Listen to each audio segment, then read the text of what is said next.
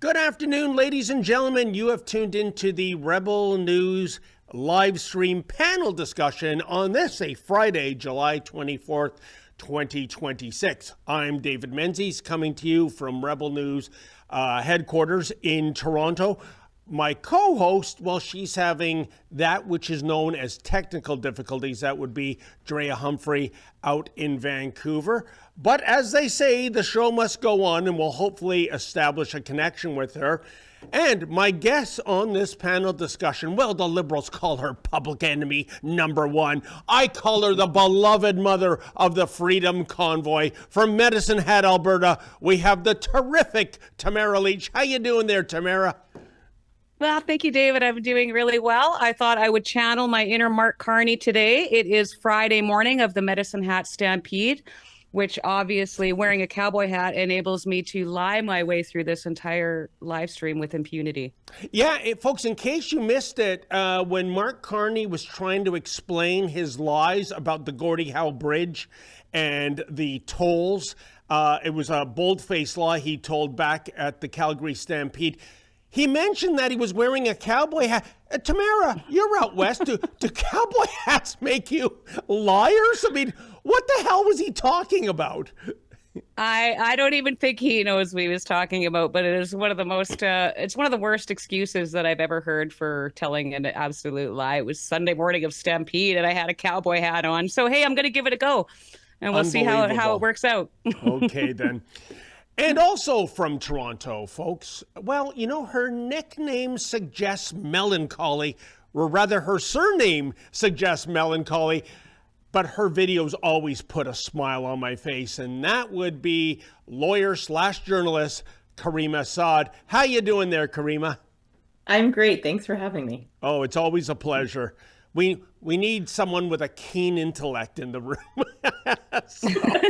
That would right. Be you. No, I'm not disparaging Tamara Lich, of course, but you know, you are a lawyer, so you've got that fancy degree. By the way, Tamara, can usually Drea would do this, but our viewers can indeed get involved with the show, can they not? Can you explain how they can chime in? Well, I will do my best. Absolutely. If you are watching on YouTube, you can support us by sending a super chat. I believe anything over $5, and we're going to read it on the show. If you're watching this after the live stream, you can send what is called a super thanks. And of course, there's always Rumble rants on our Rebel News Rumble channel. Fantastic. So, folks, yesterday was just a lazy Thursday afternoon in Hogtown. And then we got a call from our truck driver, Mark. He drives our big, beautiful Billboard truck around, that he had been pulled over and detained. Evidently, our truck was broadcasting something that might fall under the auspices of hate speech. Now, before I go on, let's show some video of this. Something that was a surreal situation that thankfully did come with a happy ending. I don't want to point. I don't want to point. You started filming me. I'm feeling unsafe. Don't call me sir, and I don't want to talk to you at all. What's your problem with the truck? Yeah, Cheers. Yeah. You can't tape me. Someone called the police for this? I mean, everyone's entitled to public opinion. Ezra Levant here for Rebel News. I'm standing in front of our big, beautiful Billboard truck, which has such a lovely message on it. For the last few days, we've been running an ad for a girls' rights movement called CAUSEBAR. That's the name of the advertiser, Canadian Women's Sex-Based Rights Organization. Women and girls deserve safety on the field, privacy and dignity in the locker room, and fairness on the podium. It's a gorgeous ad. In fact, we drove the truck downtown Toronto. There was a big ball game going on, and it was on the soccer final, so there was a ton of sports aficionados on the street, and this truck was so well received. So we kept the message on just because we like those guys. And our truck driver was here on St. Clair Ave in Toronto, and he was about to drive away, and then a cop said, "Whoa, stop, don't go." Why? What happened? Well, our truck driver, Mark, called me immediately. "Mark, come on over." You called me. I raced down here Tell me what happened. You were about to drive our big, beautiful billboard truck away. You put thousands of miles on that thing, but a cop said no, tens of thousands. Cops said don't go. Why? You weren't parked illegally. You weren't doing anything wrong. What was going on? So I was just basically driving along here in a perfect parking spot, like in this, right by the pole, the last parking spot, available legally right by the bus stop. And I had to use the washroom. I wanted to get a coffee, a little something to eat. So. Oh my goodness, ladies. Oh, by the way, can I call you ladies? I didn't misgender anyone, right? Where do we even begin? How about this? In the midst of a record crime wave in Hogtown, 3 police cruisers are dispatched to a truck broadcasting a message that once upon a time was common sense. It wasn't debatable, i.e. the idea of keeping female safe spaces safe. So that would be female sports, change rooms, bathrooms, you name it. And then some little quizzling, there he is. Well, I can't call him he because he objected to cameraman Lincoln J calling him sir. That looks like a sir to me, I'll tell you. He phones 911, and again, in the midst of a crime wave with true crime, 3 cruisers come for an alleged hate crime. Tamara Lich, did you ever imagine a day where you would campaign for women's rights in terms of transanity, as I call it, and you risk getting arrested and your vehicle confiscated? How do you make sense of this? Well, I don't think you can make any sense of it, David. I mean, this is, did he say that he felt unsafe? Yes. But is that what he said in the video, that he felt like, how can an advertisement on the side of a billboard truck make you feel unsafe? I mean, it really is all coming back to feelings once again. And, this is just the beginning of what C9 is going to have for all of us coming down the pipe. I mean, like we were sort of half-heartedly joking before the show, we'll see all of you all in the gulags. Oh, 100%. And by the way, in terms of that unsafe situation, and I think this is one of the most egregious parts of this story, the police gave him a free Uber ride. They put him in the cruiser and drove him home. And it wasn't even the Toronto Police transgender police cruiser driven by Sergeant Nibbling. So I guess there's special rights for special classes of people. But, tell me, Karima, to Tamara's point, Bill C9, is that where we're going to be in the not too distant future? For example, you or I could look at, say, an offensive bumper sticker on a vehicle and call 911? Yeah, I mean, that's not what the law ostensibly was intended to do. I have and continue to maintain reservations about the idea of policing hate. I don't think that it is a realistic or achievable outcome. And I think that police time and resources are better spent addressing other types of criminality that manifest in physical violence or other types of harm, not this. And of course, the police responded to a call. So we don't know what was said in that original call, if it was an accurate reflection of what the individual was seeing on the truck, or if maybe there were some embellishments or exaggeration. To what Tamara just said about feelings, I don't know that we are being adequately policed on the most basic things.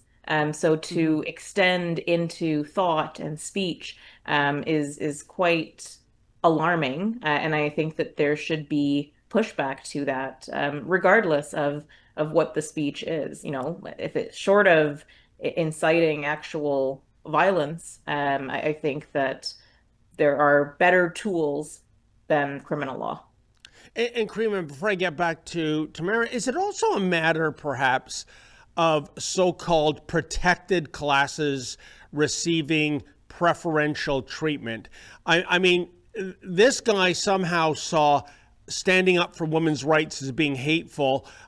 He objected to Lincoln calling him sir. So I don't know if he's transgender or non-binary or one of another 128, gender descriptors. And I can tell you, Karima, you may know this, that more than 2 years ago, I was arrested, handcuffed, detained in a police cruiser in Fergus, Ontario at a rugby game out of fear that the OPP thought I might ask a transgender woman impolite questions. That was a male, Ash Davis, playing rugby, a contact sport with other females, and hurting them.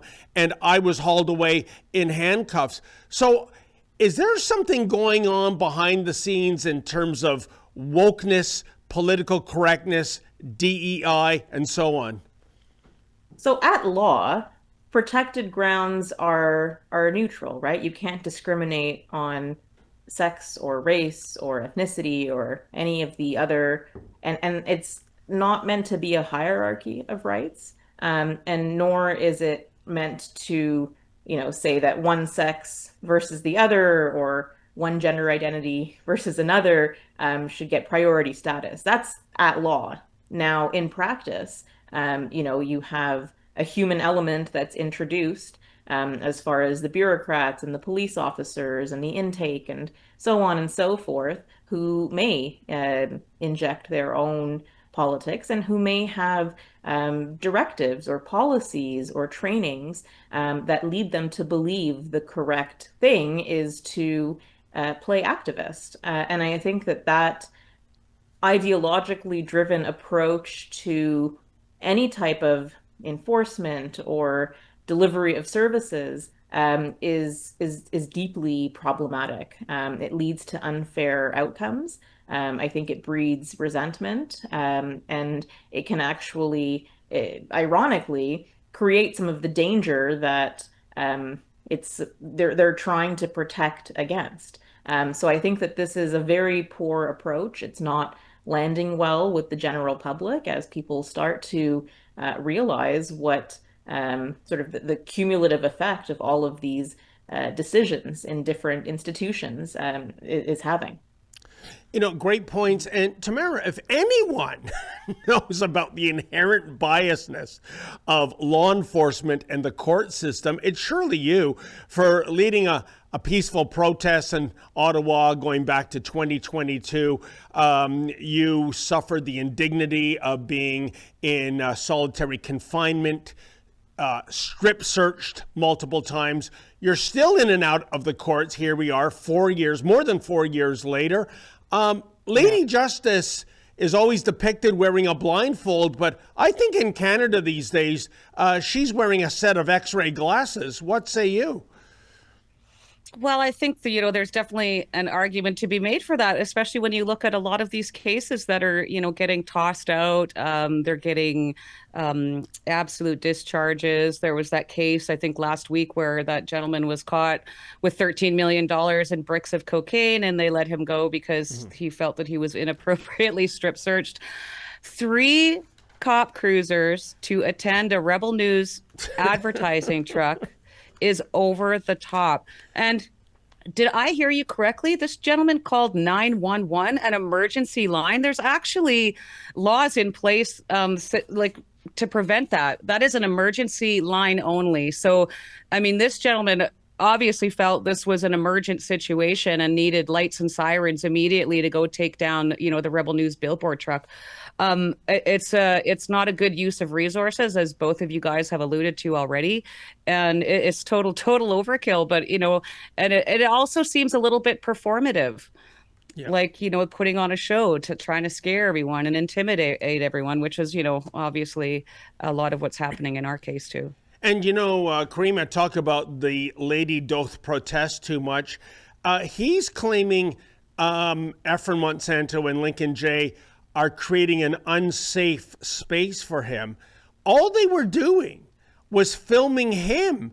And he was the one that began the filming. I think the police rightfully explained there is no law being broken filming in a public place. But again, it's, I think, a sense of entitlement that he is trans or non-binary, and therefore different rules apply to him than they do others. And by the way, I want to get your opinion, both of you, on the actual message. Karima, how in blue hell does standing up for the rights of girls and women in terms of their safe spaces and their sports and so on, how can that possibly meet the benchmark of hate speech? You know, in political issues, you can get 60-40, 70-30, 80-20. I would argue that this is 99.9% in favor of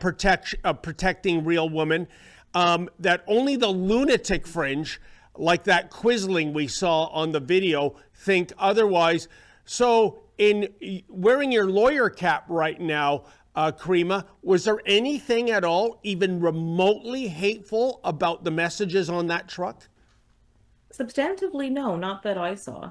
And I did watch the video, and I watched sort of the message cycle through. And there are people who may disagree with that message, and that is their prerogative. But that does not render it hateful, inherently hateful. Yeah. And, you know, you mentioned sort of a sense of entitlement. I would be surprised if there was that level of self-awareness even. I think it is, you know, it is an entitlement, but not necessarily rooted in identity. And I encountered this all the time when filming on the ground at protests.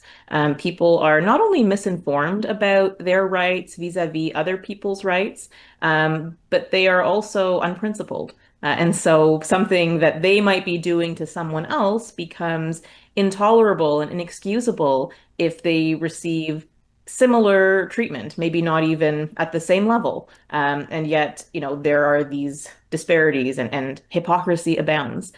So I think that that's just a feature of, I don't know, modern life, or I don't know if it's always been like this, but certainly I've noticed it, and I don't have a ton of patience for, you know, this basic misunderstanding, where if you're in a public place and someone is doing something that is noteworthy, you know, that is fair game to record. And not everyone sees it that way, but that's what the law says. And he himself was the one that started recording. That's the irony of this. You know, Tamara, I should mention it was COSBAR, the women's rights group that is taking a stand against radical transgenderism. And it's so bad. I mean, I mentioned, you know, the various female safe spaces. I forgot to mention a very important one. Female penitentiaries. And that's where I first met COSBAR. It was a few years ago. They were having a demonstration outside the Kitchener Penitentiary for women. And basically, I spoke to some ex-female inmates. And right now in Canada, thanks to Justin Trudeau, someone can merely say, I am female. And even if it's 300-pound Bubba with a beard, who now goes by the name of Betty, he is in the female penitentiary. And shockers, you're never going to believe this, more than 80% of those identifying that way in the penal system, guess what they were incarcerated for, or found guilty of, rather, sexual offenses. So you're putting the fox in with the hen house. A lot of these females are very vulnerable women that are in there. And I can tell you, Tamara, one of them told me that if you dared misgender one of these biological male sex offenders by using he, him, as opposed to she, her, you were penalized, ranging from losing your dessert at dinner time to a day in solitary confinement. Again, from a female perspective, can you make sense of this? Well, there's no sense to be made of it, David. You know, when I was in jail on that alleged breach, I was in dorms with a transgender woman, I guess. And she lived right there with us. The only difference is that she wore an orange jumpsuit and we were all dressed in green. And, you know, it's really funny how this works for a certain sect of society. I mean, I identify as innocent, yet here I am in my basement under house arrest. So it doesn't seem to work for me if I say, hey, I identify as innocent. But if you could just, unilaterally say, hey, I identify as this or I identify as that, as long as it's for the right cause, David, as long as it's for the right cause, then it seems to be okay. And, we are, I got to still take this back to our case. I mean, we saw through the POEC where the Ottawa Police Service and the City of Ottawa and a whole bunch of bureaucrats tried to say that there was violence and threatening behavior on the streets of Ottawa. And, they finally had to admit there was no violence or threats. It just felt threatening. It felt violent. Well, there's a big difference between, again, actual violence and threats and the fear of it. That well said, Tamara. And one final point on this. I don't think when it comes to trans sanity under the Mark Carney Liberals, anything is going to change significantly in the months and years ahead. And I say this because, hey, the Prime Minister himself has a daughter currently identifying as a son. So, wow. Before I get into too much trouble with the various censorship bills, why don't we throw to a video of Elon Musk talking about the whole idea of being far right and indeed what far right even means these days. Let's see what Elon Musk had to say. You support not just the populist right, but the far right, in fact, very fringe parties in some countries. No, I support the normal people. Okay. What do you call the far right? Falsely. Right. You think as the normal person. Okay. Yes. Literally, you could go back 10 or 15 years, and these policies were completely normal. In fact, one of the tricks that I think is funny. One thing that's quite funny is to take a speech from Obama and Hillary, and then go to someone and say, who's sort of on the sort of what I call the lunatic left. And say, what do you think of the speech by Trump? I'm like, oh, wow, he's the worst person ever. Actually, that was a speech by Obama. Or actually, that was a speech by Hillary. I agree. No, I agree that the center of gravity in this country has shifted. Certainly, the Democratic Party shifted to the left. But that's not what I'm talking about. I'm talking about people like Rupert Lowe. I'm talking right, about please. people. It's actually just normal people.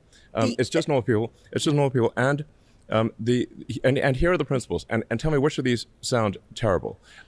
That we should have secure borders, that we should have safe cities, that we should have sensible spending. Which of those three are far right fringe? And I would like to just admonish you and the media for the absurd characterization of the far right. It is false and misleading and nonsense.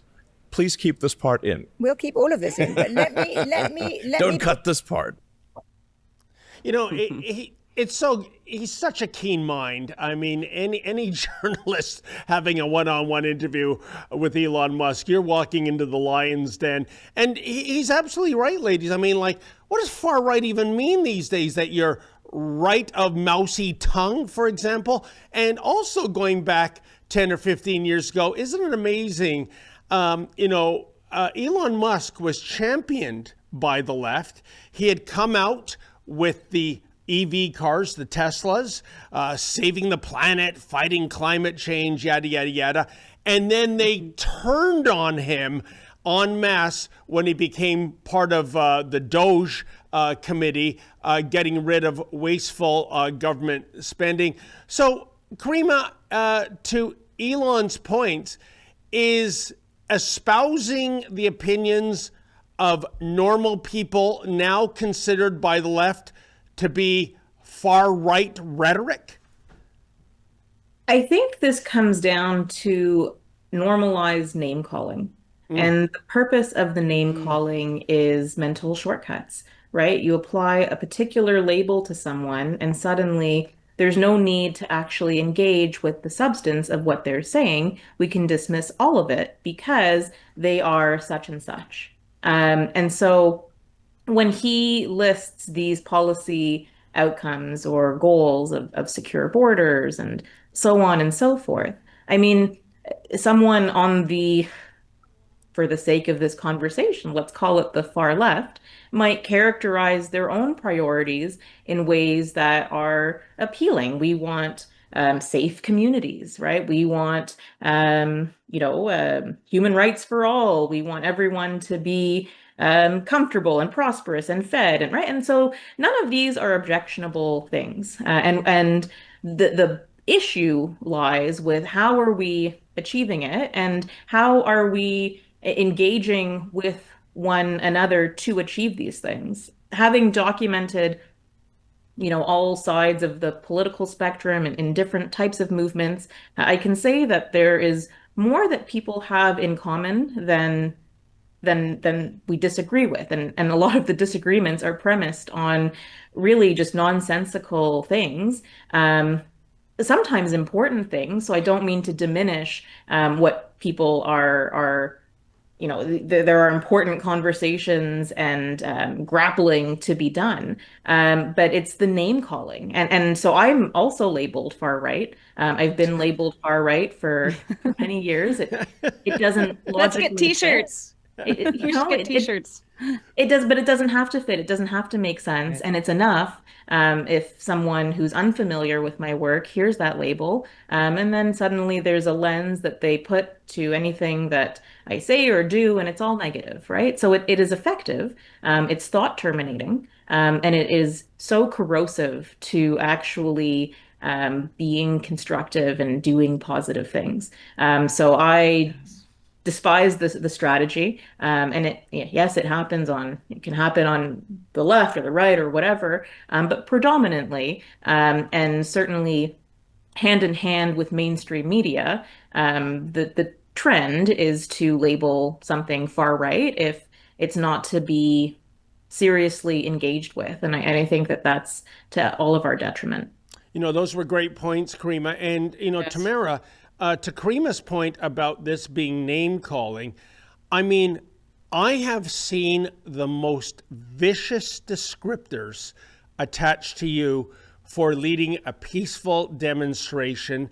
And I will say this, yes, there are bad actors on all sides of the political spectrum, but the name calling and vilification on the left, the violence on the left via groups like Antifa, where, it's kind of ironic. Antifa is a contraction of anti-fascist, yet they embrace all the tactics of fascism, from vandalism to physical harm. I guess where I'm going with this is that there is a preponderance of this hate coming from the left, and you are Exhibit A, when the left is always saying, love trumps hate, but I think their actions demonstrate otherwise. Well, you're absolutely right. I mean, you're talking about a group of people that constantly preach to others about not being bullies, about being tolerant, about embracing everyone and loving all of humanity. But then they come out, with labels like this, and Karima nailed it. It is literally about just dismissing you and making sure that other people aren't going to believe everything that you say. And you're absolutely right. A lot of us, not just me, have been called super far, ultra mega right, and I mean, it's the farthest thing that I am. And anybody that knows me absolutely knows that. But here's the problem. And I think that I can talk a little bit about this now, David, since court is over.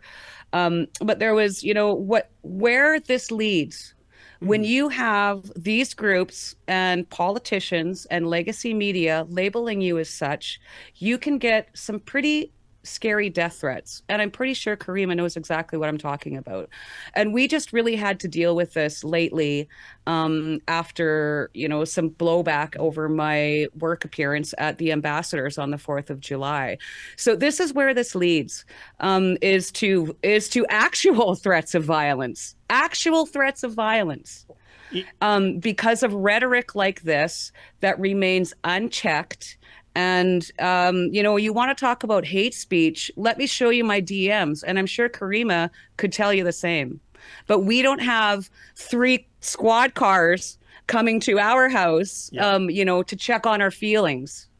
Karima, let's end it with you on Tamara's points. I think Tamara hit the nail on the head. People might say, oh, these are just words. Words matter. And I think when you vilify people, when you imply violence, well, the proof is in the pudding. Look what happened to Charlie Kirk. Look how many assassination attempts have been done on Donald Trump. And when you have the media and those on the left vilifying people like that as Hitler, Mussolini, etc., that can trigger somebody who's not stable to actually try to, and in some cases be successful as carrying out an assassination. Your thoughts, Karima? That's a real issue and a real risk. It's funny, I joke sometimes, everything is violence except actual violence, according to a certain segment. Yes. And then, take it a step further, and their words, and I'll give the example, punch a Nazi, right? Yep. But, what happens when anyone and everyone can be labeled a Nazi with no due process or right of appeal or right? It becomes a bit nebulous. And then, those risks for the individual, it's not necessarily the person who is saying it who acts on it. It's a bit random, but the likelihood of someone acting on it increases the more that there is vilification. And it's just so hard to fathom how we started this segment talking about, hate speech and how it is perhaps not the best use of policing, because how do you police emotions? And yet things like threats and actual vilification, right? If we think about the hallmarks of hate, which itself is maybe kind of it's not the perfect framework, but I've seen all of those criteria and markers met with respect to things people say about Tamara. And, these aren't people who know you. It's maybe parasocial relationships. And if that, often it'll just be based on secondhand smears, and it's just adopted and then repeated and, ad nauseum. So it is personally of concern to me. It is, I'm on the receiving end of it all the time. And it's just, again, not productive. It's not productive. It's extremely destructive. And for whatever reason, police don't treat it with any degree of seriousness. And when they do lay charges, prosecutors don't treat it with any degree of seriousness. And Karima, I just want to zero in on something you said in the beginning, this saying of the far left of Antifa, punch a Nazi. Now, if you were a person hell-bent on world war, carrying out a genocide of millions of people, I guess that kind of makes you pretty punchable. But what they really mean by that has nothing to do with Nazism. And what happened in Germany going back over 80 years ago. It means if somebody has a different opinion to you, they are therefore a Nazi and carry out violence. And that is disingenuous and dangerous. And I can't even believe the left doesn't recognize how ludicrous their position is. Yeah, everyone just needs to, I don't know, take a cool dip or something. Yeah. Well, I'm not sure. I don't know. Everyone needs to calm down and just yeah, that's right. 100%. Now, Karima, we're at the halfway mark, so that means we have to bid adieu to you. I know you got a lot of work out in the field and doing all your lawyering, but before you leave, where can our viewers find your superb work? Thanks so much, David. Find me at protestmania.com. Links to all of my socials, and you can support my work at protestmania.com. I'll tell you, Karima, have you not received a cease and desist letter from World Wrestling Entertainment? That looks like the trademark for Hulkamania. I know you're a big wrestling fan. But... We were inspired. I haven't yet been sued. Please, let's not encourage that. That's right, yeah. Change the subject. Ooh, Maybe yeah, they'll bring me dig on. it. You know, if a lawsuit is the way that I get to speak with Triple H, then that's what it is. So All bring it. right. No, you do fantastic work, Karima, and thanks for joining the first half of the show. And folks, we'll pick it up on the other side of the ad break with Tariff Mania. Hello everyone, it's Alex Lavoie from Rebel News, and I have some big news I've been dying to share with you. I'm officially going on this year's news cruise, and I want you right there with me. So write this down. thenewscruise.com. That's where you go and reserve your cabin. And I will say it again before we are done, so stick with me. Here is what makes this year so special. For the very first time, Rebel News is teaming up with our friends at Juno News. 2 independent newsrooms, 1 unforgettable week at sea. We set sail on Saturday, November 20th, out of Fort Lauderdale, aboard Holland America Line's gorgeous MS Eurodam. 7 full nights in the Eastern Caribbean, returning Saturday, December 5th. And the itinerary is stunning. We will visit Grand Turk, San Juan in Puerto Rico, San Thomas, and Half Moon Cay, with relaxing days at sea in between. Sunshine, spectacular beaches, incredible food, and the best company you could ask for. But honestly, it's not really about the palm trees. It's about the people. You will get to spend the week with me, Ezra Levin, Keen Bextay, constitutional lawyer John Carpay, and journalists from both Rebel News and Juno News, like my colleague David Menzies. When the ship is at sea, we host private receptions, exclusive panels, Q&A sessions, and roundtables. Candid, off-the-record conversations you won't find anywhere else. And every single night at dinner, we rotate seats. So over the course of the week, you will actually sit down and talk with all of us. No cameras, no scripts, just real conversation. Now, here's the thing. Every cruise we have ever run has sold out. And this year, with Juno News joining us, demand is higher than ever. The best cabins, especially the balconies, always go first. So don't wait. Go to thenewscruise.com right now to explore your cabins options and book your spot. In Canada, firearms owners like me understand the importance of safe, effective self-defense options. That's why we're proud to have Byrna as a sponsor. Byrna's less lethal launchers are designed to help protect you and your family without taking a life. Byrna offers peace of mind, accessibility, and a practical layer of personal security for Canadians who value safety. Learn more at byrna.ca/rebel. That's byrna.ca/rebel. Canada's been told to just quit smoking for decades, same message over and over, and yet millions of Canadians still smoke. So let's ask a follow-up question. For those who don't quit, what about change? In 2026, Canada has options that didn't exist years ago. Smoke-free alternatives for adults who would otherwise continue smoking. That doesn't mean risk-free, it means informed choice. If you don't smoke, don't start. If you smoke, quit. But for those who don't quit, change could still be part of the conversation. That's why Canadians should check out unsmoke.ca, an information resource focused on smoke-free alternatives and honest facts, not judgment. Put the lighter down, Canada. Learn what your options are.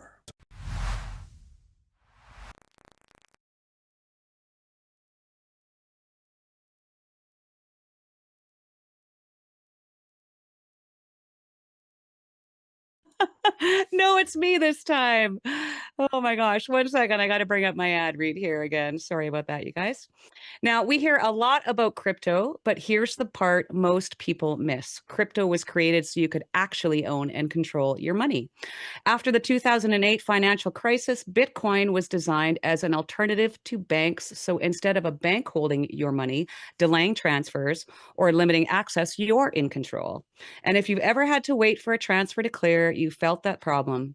Now, fast forward to today, everyone's heard of crypto, but getting started still feels complicated. Isn't that the truth? Makes my head spin.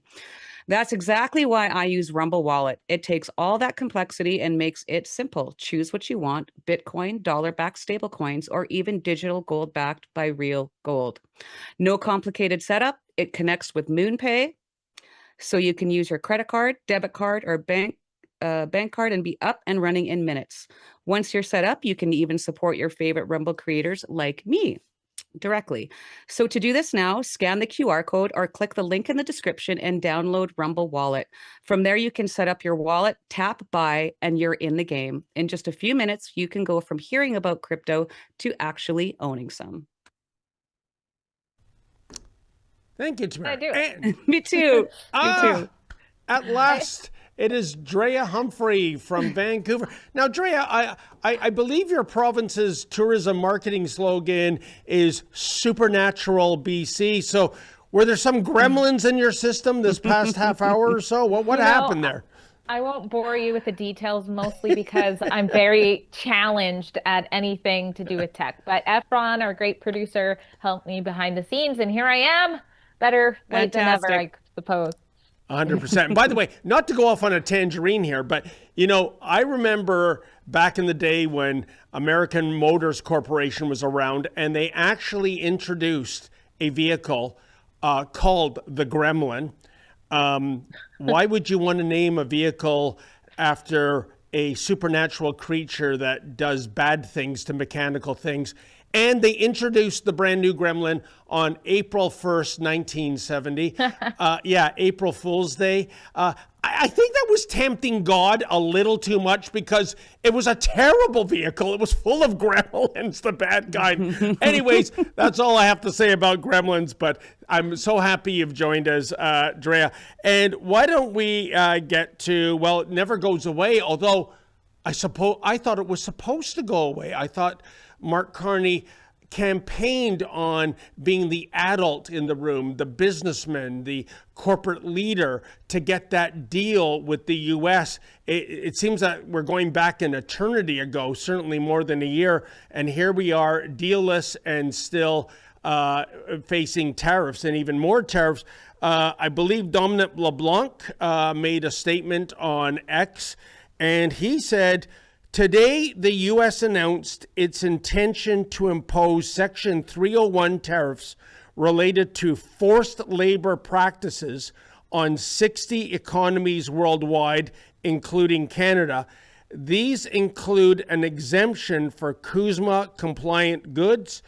Canada has one of the world's most robust frameworks to prevent, and I've lost my train of thought. Where are we? Sorry, folks. To prevent and address forced labor, and shares the United States objective of ensuring goods produced with forced labor do not enter our supply chains, end quote. Before we get to Fraulein Freeland's comments, let's analyze that. Drea, we'll start with you. You know what I find odd is that, you know, the U.S. rightfully, I'm sorry, I don't suffer from Trump derangement syndrome, but they have policies in the United States that prohibit the use of goods that were, you know, accrued from forced labor. So when Dominic LeBlanc is saying that they are compliant, but wait a second, a few months ago, Prime Minister Carney talked about the importation of Chinese EVs Somehow, this is to bolster the automotive sector. There's a steak dinner in it for you, Drea, if you can explain how, because a Chinese EV sold here is a domestic made in Ontario vehicle that is not sold. It's not going to be able to be exported to the U.S. In fact, as an owner of one of these things, if you're crazy enough to buy one, you won't even be able to get over a bridge into the U.S. They're prohibited. So, what do you think? Are the Liberals trying to have it both ways? They're saying we're against nations that use forced labor, i.e. China, and then they open up they roll down the red carpet for Chinese-made goods like EVs? Oh, absolutely. You're mentioning China, and recently they're like saying what a good relationship they're in with Qatar, which also does the same thing in its own way. So we can say we're all high and mighty with the framework, but then we just turn a blind eye to these things.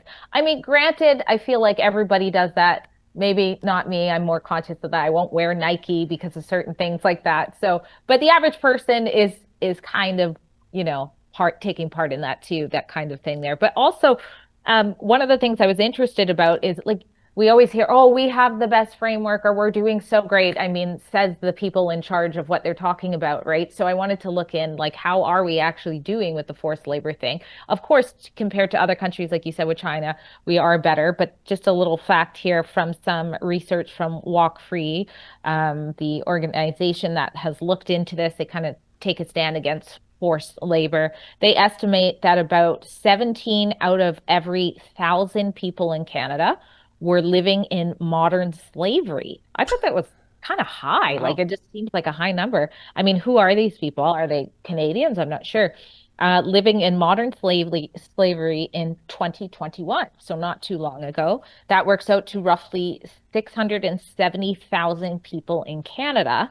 And this is a modeled estimate based on some of the research that they've done there. So it might not be accurate, but it still seemed higher than I thought. But then you think of human trafficking, which is also in there. And that would probably, I guess, account for a lot of it. Well, I'm not really surprised, Drea, and I guess we're getting a little off topic here, Tamara, from the tariff issue. But to Drea's point, I still maintain that the most underreported and overlooked story of 2025 was the Privy Council report that said in 2040, Canada is basically a failed nation. That's less than 14 years away, where the rich have either fled or live in secure gated communities. And the rest of us schleppers, we're forced to forage and illegally hunt and fish for the bare necessities. Now, you're out in Alberta, you're sitting on top of literally trillions of dollars of mineral worth. How can we possibly be in this position, Tamara Lich? Bad policy, bad politicians. I mean, we live in a country where we're sending billions and billions of dollars elsewhere. And, I talk about this all the time, but it's 100% the truth. We have so many Canadians that could benefit from this. Groceries are through the roof. Look, I live in Alberta. Okay, I live in Alberta, where we're known for our beef, and a steak is almost $50. I mean, that shouldn't even be a thing here. So it's bad policies. It's not putting your people first, which in my opinion is what the government is supposed to do, is put the interests of their people above all else. And we're just not seeing that happen here. And we're seeing the opposite, actually. We're seeing money pulled out of resources that could help other people and going outside of our country. So, I believe that report 100%. And literally all you have to do is look around you. Look at how much Canada has changed just in the last decade. You never used to see homeless people on the streets and drug addicts openly using drugs on the streets. It just, of course, that element has always been there, but it was in the back alleys. And now, you can't, in Ottawa, downtown Ottawa, for example, you have to step over bodies to get into a restaurant to go and have breakfast. Yeah. So it's not surprising. And I don't know how we turn this around at this point. There's a lot of people that I talk to that are quite concerned that, we're just past the point of no return. But we need to do a complete 180 and get this country back on track. And I'm telling you, Mark Carney is not the guy to do it. And I would argue it's not a 5-year fix, Tamara. It's a generational fix right now. And, to Tamara's point, Drea, I mean, when Lincoln Jay and I document these homeless encampments, the way I usually conclude these reports is that for so many people, 2040 is already the reality. And I think of what I saw last year in your neck of the woods, East Hastings Street. I mean, that looks like an unsafe place to be, even in broad daylight. Oh, it absolutely is. And it's expanded everywhere. It's in the suburbs and things like that. Actually, my husband, I guess it's been about 7 years ago, one of his best friends, down on his luck and became an addict. And he was actually murdered at a camp out in Abbotsford. Yeah. Wow. So I've covered some of the stuff in Victoria when violence was happening there too. It's everywhere now. Yeah. But of course, East Hastings is the most shocking. Yeah, it's so true, Drea. I mean, when Lincoln and I filed these reports, and Alexa had an incredible one, for all the wrong reasons, a shocking one of what's going on in Montreal. I couldn't believe my eyes at the size of the encampment. And you read the comments, and it's people say, oh, come out to Barrie. Oh, come out to London. Come out to Kitchener. It's everywhere. Big city, medium-sized city, small town. And it's absolutely shameful. But getting back to tariffs, let's see what yesterday's woman, Chrystia Freeland, had to say. Do we have that video, Olivia? Does she have her shoes on? Here we go. Oh, she's not in her red dress. Yeah. When I was foreign minister and negotiating our trade agreement with the first Trump administration, we did also have tariffs imposed on us in the middle of those negotiations.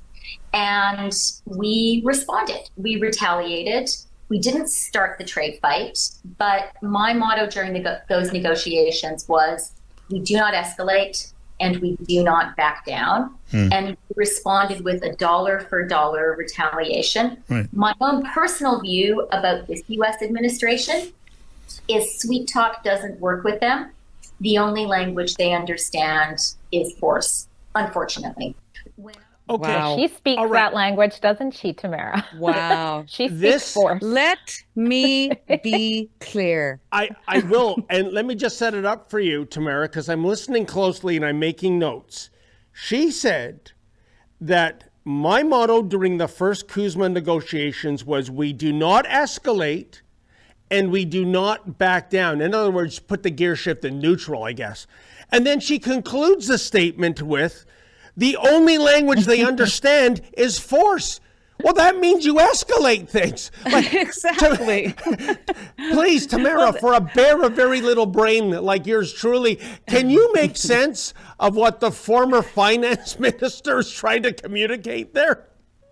I don't think anybody can or has been able to since the day that woman was elected, honestly. She always is talking out of both sides of her mouth.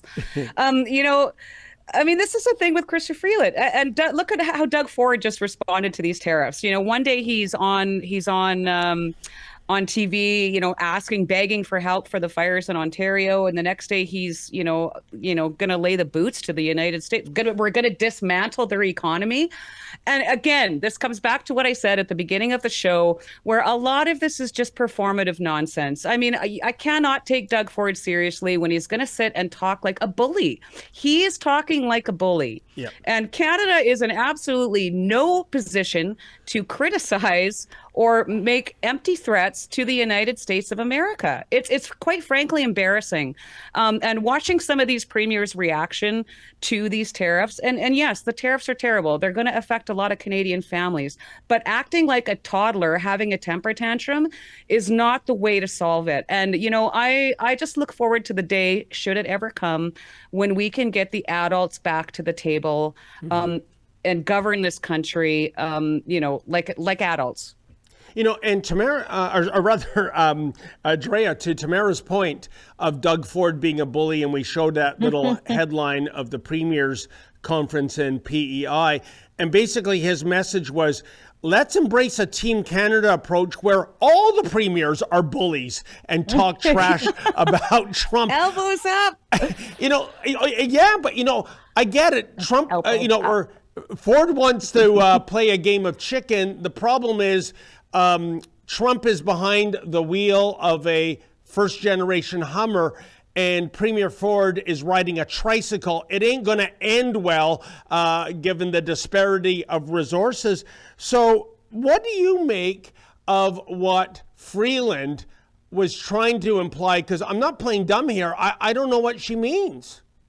Well, the first thing that stands out to me is like no nation should be, just bowing down to sweet talk. She's like, they don't, respond to sweet talk. So does that mean Canada responds to sweet talk? You can just sweet talk your way, and that would explain a lot about why we're in such a mess and not putting our country first. So that stood out to me. And then, of course, like I said, with the joke to Tamara about the fact that she certainly understands force when she wants to do it. So to criticize the U.S. after, the Emergencies Act, like who is she to say that administration, they only understand force? That's all our administration understood, especially when she was in charge. Now, the other thing is, obviously, like you said, Tamara, these tariffs are bad. They're going to be bad for Canadians. But I lost my thought now. I had it. I was holding on to it for so long, and then it's just gone, like a fart in the wind. Well, I hate when that happens. I know. I had a good one too. I want you both to weigh in on this angle. And I got it's simply this. As they say down on the Midway, let's not kid the kidders here, because Carney owes his election to Donald Trump. Ford owes his third supermajority government that he got a year ago, last February, to Donald Trump. It was Donald Trump vilification that got both these individuals elected. So I think it's kind of uncanny. They know that, we know that, everybody knows that. And I can tell you, whenever Trump says anything anti-Canada, look at what happens to the poll numbers for the Liberal Party of Canada and Mark Carney. They go up, right? Yeah. So as much as they have this street theater of vilifying Trump, vilifying the tariffs, this has been their greatest godsend in terms of getting elected. So I don't know how you fix this, ladies. Yeah. Never waste a crisis, they say. And it was about Ford. It was another point about Ford. It's just her saying that we de-escalated. You guys talked about some of them, but of course we have to mention, he's like, let's just stop the electricity over there during winter. That's right, exactly. Let's put out propaganda marketing and things like that. So we didn't exactly de-escalate things that much. So. And again, let's not forget that this whole thing started simply by President Trump saying, could you kindly stop the drugs coming into our country and secure your borders? Yeah, that's literally how this all started. Yeah, and actually, on that note of us not necessarily playing it neutral, Efron has shared that link, that new, I guess it's a news story that's kind of connected to this. And it's from President Trump himself. So is this being neutral, de-escalating? He says Canada disinvited the United States of America to the opening of the Gordie Howe Bridge, which is fine. Which is fine, he says. Yeah, right. Considering they are paying substantial tariffs to the United States. But the original deal on the bridge, which was terribly negotiated by the previous administration, and I have to open it to read the rest, no longer stands. We changed the terms of the deal so that the United States of America now gets 50% of the profit. Thank you for your attention to this matter, President Donald J. Trump. Yeah, that's funny. I think as we speak, it's a Canada-only party for the Gordie Howe Bridge, which I understand will be opening this Monday. Ladies, I think if they're playing any music there, it should be Leslie Gore's "It's My Party and I'll Cry If I Want to," because even though Carney tried to lie about the tariffs, we got screwed over in that deal, given that it was Canada that funded all the billions of this bridge. It was Canada that I think we are 24-0 in U.S. courts with the Moran family that own the Ambassador Bridge in trying to shut down the Gordie Howe Bridge. And again, I ask, when it comes to Carney, the adult in the room, the financier, the governor of a bank in two nations, where's the beef, as Clara Peller used to say back in the 80s regarding Wendy's? Yeah. Well, and imagine how you feel if you were disinvited to anything. We're disinviting the United States. So maybe that's the plan. Like you said, like, do they really want this crisis to end? Or do they want it to stretch out to the next election? Because they can do things like this quietly, disinvite the United States, and then be like, oh yeah, they only respond to force, and we're just, we're so cool, calm, and collective, and sweet talkers over here. And and Tamara, in the meantime, go ahead. I was going to say that isn't so much of our strategy, I'll bring it back to Ford in Ontario, it's self-defeating. And by that I mean, as you know, for more than a year now, Ford yanked all the American liquor off the shelves of LCBO stores, from California wines to Kentucky bourbons. And a story just came out earlier this week that, so in addition to not getting reimbursed for product that was bought and paid for, the warehousing costs alone have been more than $8 million. Some of that product is getting spoiled. That's a win for us. And secondly, I mean, even if you wanted to advocate a U.S. booze boycott, why not simply sell off all the stuff on your shelves, have a sign saying, hey folks, when it's gone, it's gone. I'd love to see them stock it and let consumers make the decision whether to boycott it or not, but we're not adult enough for that. So no. Tamara, where is the logic in this booze ban that Ford has pursued? Well, there absolutely is no logic. And again, it's just coming down to performative nonsense. Yep. Canadians are adults. They should be able to choose what they want to drink. Number one, can you imagine if the United States did that to Canada? And you're absolutely right. Actually, I think Doug Ford and Mark Carney would absolutely love it, because it would give them something else to complain about and get on their soapboxes and shout about. The entire debacle, in my opinion, is embarrassing. Yeah. It makes Canada look like a bunch of bullies. And this is the thing, as a Canadian citizen, these are the people that are getting airtime. These are the people that are getting that they're showing on the American news. Doug Ford does not speak for me, and I certainly do not share his crazy mentality. It's bullying. It's performative. And like you said, maybe his government should have to cover the costs of these warehouses and this expired product. But, that's just money going up in flames.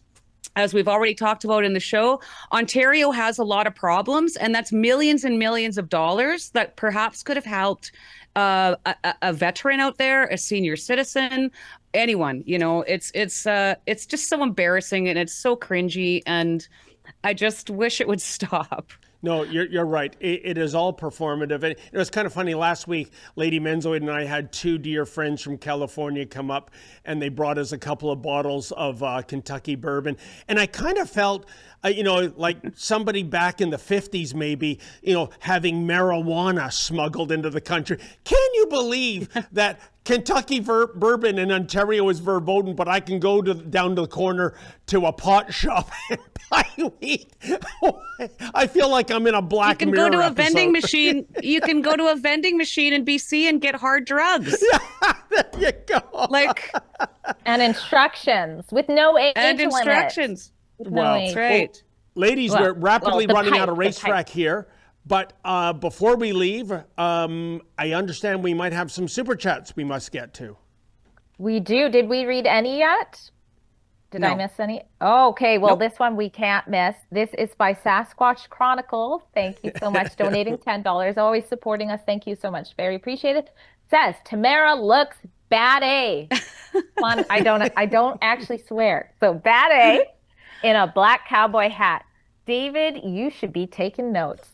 Unless you are looking for the Temple of Doom, swap that Indiana Jones hat for a cowboy hat.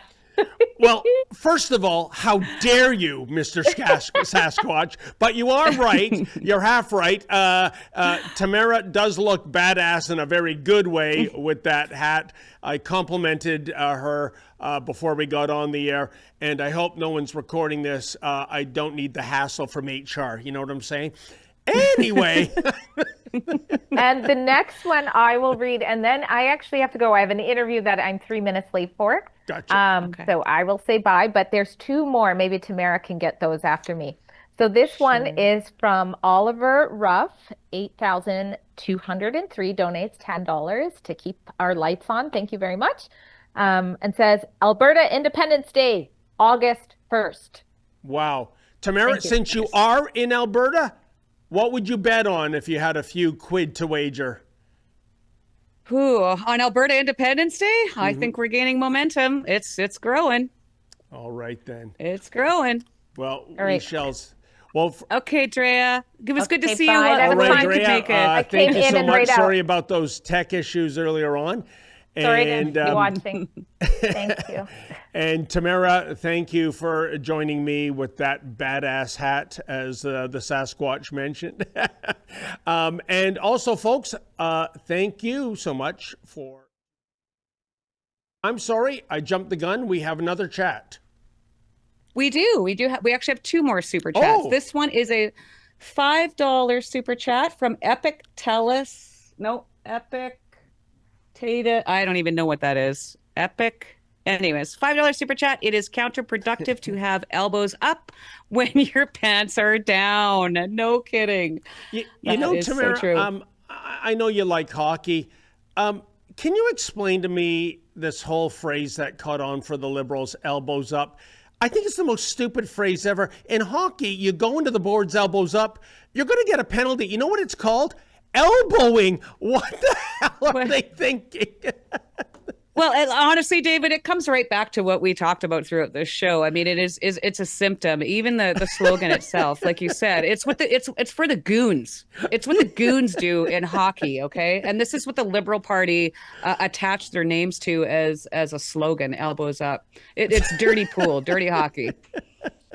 It means they're going to play dirty, and I mean, I guess, you know, to their credit, they've proven that true so far. Well, I think with the way this country is going, it's something else is going to be up, and I cannot say that word on a family-oriented broadcast. But you know what I'm talking about. I gotcha. Yep, I think you're by 2040, apparently, David. And we've got one more super chat from Epictatus. I pick. He's going to kill me, or she is going to kill me. Yesterday, you voted for socialists. Today, you stand in line to food banks. It's so true. And as somebody that volunteers 3 times a week at a food bank, I can tell you that it is quite alarming and distressing to see the amount of people that just can't afford groceries right now. So elbows up. You can't eat your elbows, my friends. Tamara, I can only imagine that must be so sad.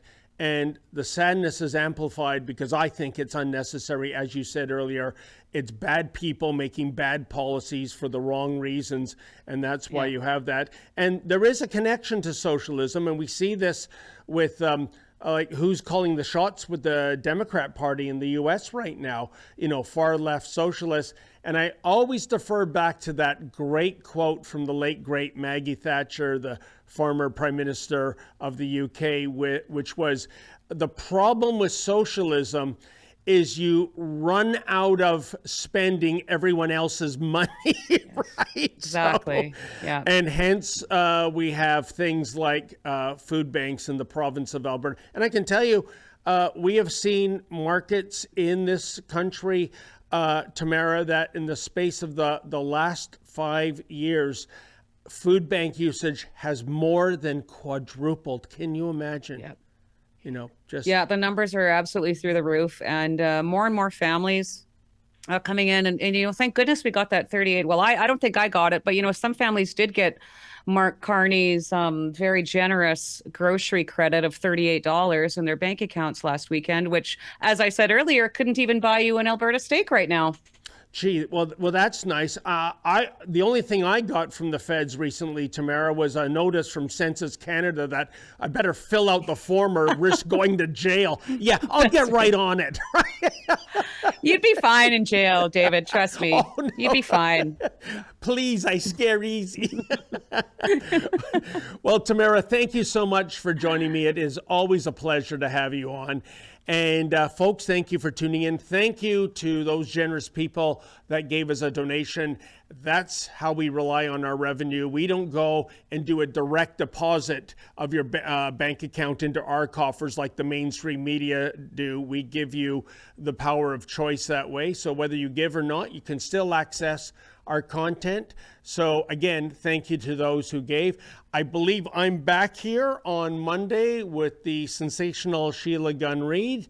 I hope you all have a wonderful weekend. And folks, as always, stay safe and stay sane. For generations, many Canadians have preserved more than just firearms. They've preserved history, tradition, competition, memories. But under Trudeau, and now Carney, heirlooms, estates, collectibles, and competition firearms now have to be surrendered and destroyed. While violent gun criminals get pass after pass, openly ignoring any legislation, lawful gun owners are trapped in an increasingly unfair legal system. But we can help. Canada's National Firearms Association's Save Firearms program offers the legal pathway to preserve what matters, while we work towards a political solution. Don't let yours be next. Save history, save heritage, save firearms. Visit nfa.ca.